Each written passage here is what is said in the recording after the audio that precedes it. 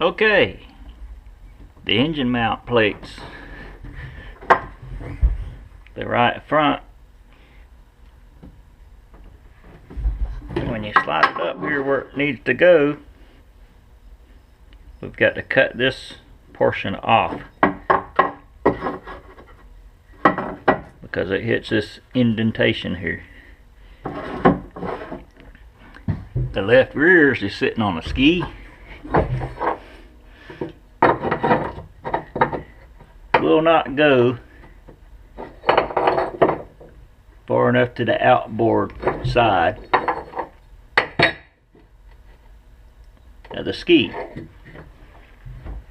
So what we need to do here, I draw the line. I'm going to cut that portion of this mount off, and this one here I will be cutting this portion off. So let me go get that much done,